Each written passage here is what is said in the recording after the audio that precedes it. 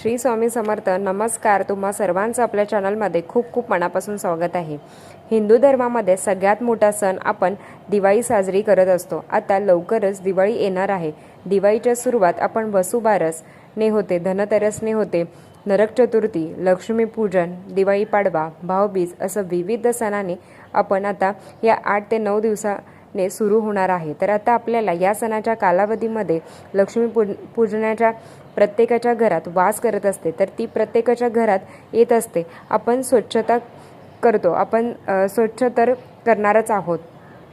काही काहींनी तर सुरुवात आपण केली पण असेल, काही काहींची महिलांनी तर घटस्थापनेच्या वेळी घर स्वच्छ करत असतात. पण दिवाळीच्या आधी आपल्याला घरात न लागणारी दलिद्री निर्माण करणारी महिला म्हटलं तर एखादी वस्तू प्रचंड जीव असतो. तुमच्यापासून ते माझ्यापर्यंत बरेच काही आठवणी असतात. ते माहेरची भांडी असो किंवा ती खराब झाली असेल तरी ती आपण वापरत असतो, किंवा कपडे असो, ती वडिलांनी दिली असेल, भावानी काही दिली असेल तर ती आठवण असते, ती आपण जपून ठेवण्याचा प्रयत्न करत असतो.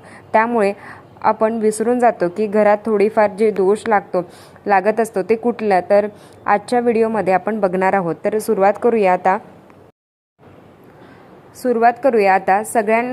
सगळ्या जणांनी माता लक्ष्मीची पूजा करण्यासाठी उत्साह झाले आहेत.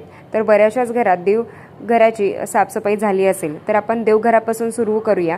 तर सगळ्यांनी स्वच्छता करून ठेवली असेल, देवघर हे चकचकीत करून ठेवलं आहे. महिला असलं तरी तुम्ही उतारा करता येत नाही, पण सेवा तुम्ही सगळेजण करू शकता. तुम्ही त्या घरात फुकट राहत नाही, कारण तुम्ही लक्ष्मी देत आहात.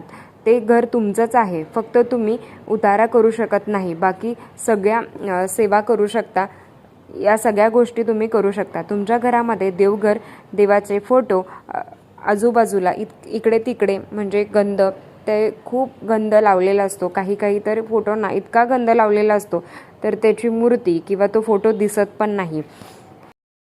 देवघर छोटं असतं, पण इतकं देवघरात मूर्ती असतात, फोटो असतात. सेवा करा या नका करू, पण सांगितलं ना फोटो आणा असं नाही करायचं. तुम्ही जर सेवा करणार असाल तर तुम्ही त्या वस्तू, फोटो आणा.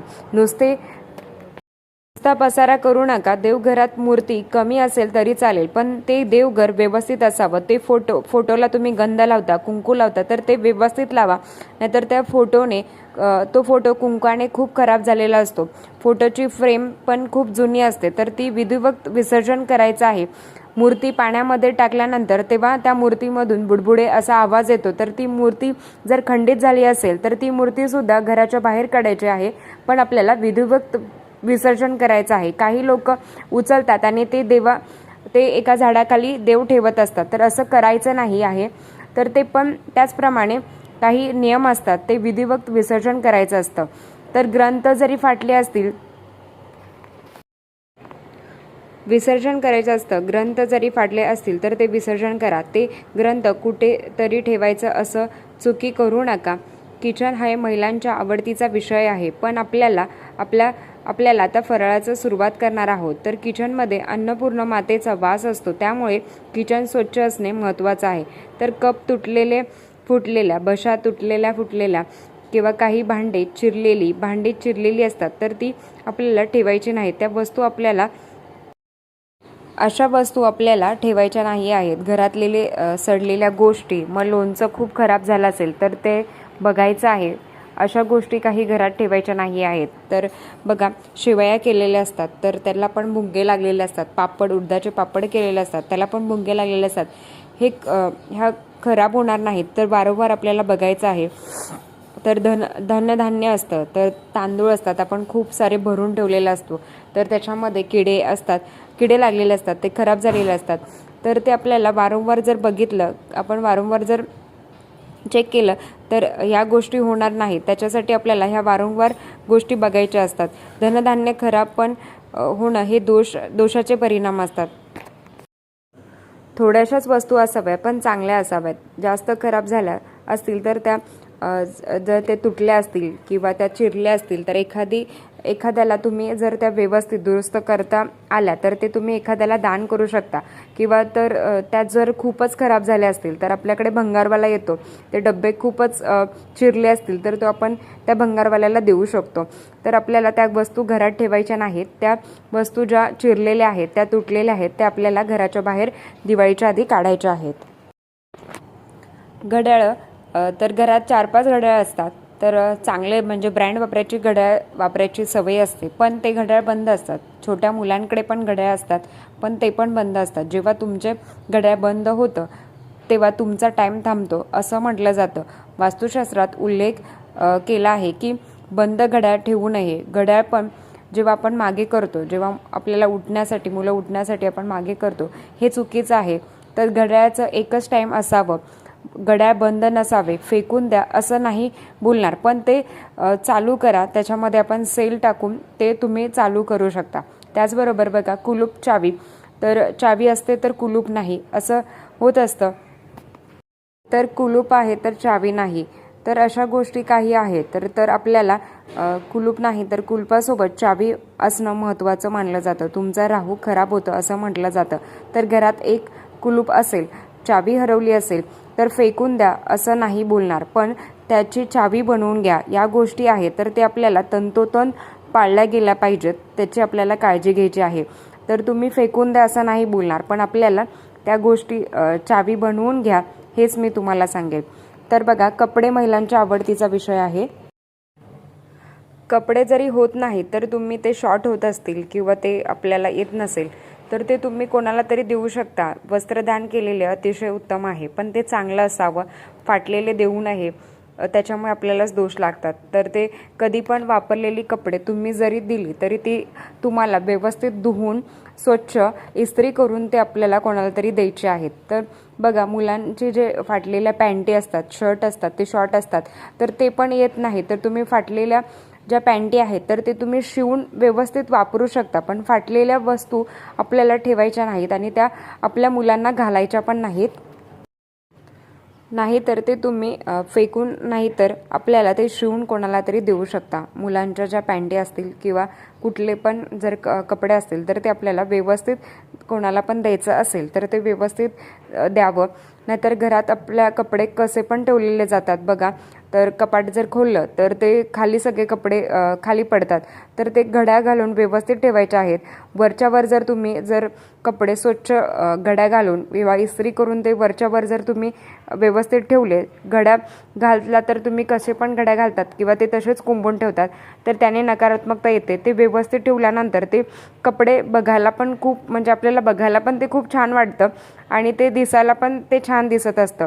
त्याच्यामुळे आपल्याला ते व्यवस्थित घड्या घालून व्यवस्थित ठेवायचं आहे, याची आपल्याला काळजी घ्यायची आहे, याचं आपल्याला पालन करायचं आहे.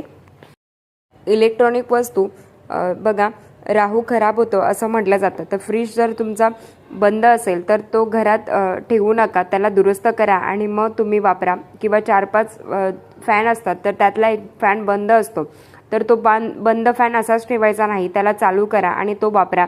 तर या वस्तू बऱ्याचशाच अशा गोष्टी आहेत तर त्या आपण वापरतही नाही, तशाच ठेवत असतो, तर त्याला आपल्याला दुरुस्त करायच्या आहेत. बऱ्याचशाच इलेक्ट्रॉनिक वस्तू आहेत. मिक्सर जरी खराब झाला असेल तर तो दुरुस्त करून वापरायचा. या गोष्टी जरी बंद असतील तर टाकू नये, पण त्याला दुरुस्त करून वापरायचं, व्यवस्थित वापर करायचा असतो. इलेक्ट्रिक वस्तू बंद असणे हे दोषाचं मानलं जातं, दोष मानला जातो.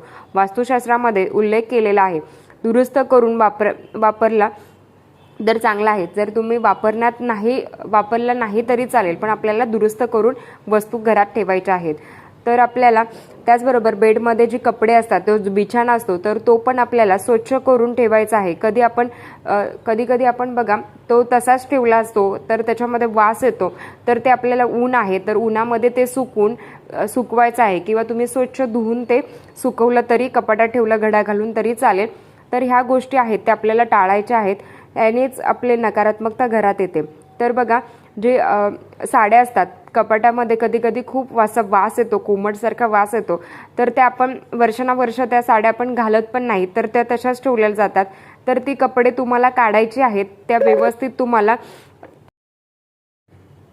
त्या साड्या उन्हात टाकायच्या आहेत आणि त्याच्यानंतर आपल्याला व्यवस्थित घड्या घालून त्या आपल्याला कपाटात ठेवायच्या आहेत. तर बघा, मुख्य दरवाजाचं जे तोरण असतं तर ते तसंच वर्षानुवर्ष तसंच लोंबकळत असतं. तर ते तोरण आपल्याला काढायचं आहे आणि दुसरं नवीन तोरण घ्यायचं आहे. तर बघा, कधी कधी दरवाजाचा खूप आवाज येतो, असा आवाज येत असतो, मुख्य दरवाजाचा खूप आवाज येतो किंवा कुठलाही दरवाजाचा जर आवाज येत असेल, दरवाजा रिपेअर करायचा आहे किंवा त्याच्यामध्ये तेल टाकायचं आहे, दरवाजाचा आवाज येऊ नये. दरवाजाचा आवाज ही पण नकारात्मकता आहे. तुम्ही जर भाड्याच्या घरात राहत असाल तरी ते आपल्याला मालकाला सांगून दुरुस्त करून घ्यायचं आहे.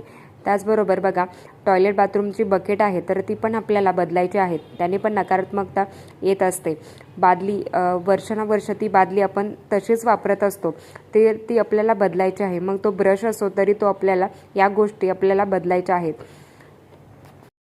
या गोष्टी आपल्याला नवीन घ्यायच्या आहेत. तर ब्रश हे आपल्याला काही खूप महागाच्या नाही आहेत, 50-60 रुपयाचं, खूप महागाच्या गोष्टी नाही आहेत. आपण असं कुठे गेलो तरी खर्च करत असतो, पण ह्या गोष्टी छोट्या शिल्लक आहेत, त्या गोष्टी आपण चेंज करत नाही, त्याने तर नकारात्मकता येत असते. त्याच्यामुळे ह्या गोष्टी आपल्याला बदलायच्या असतात.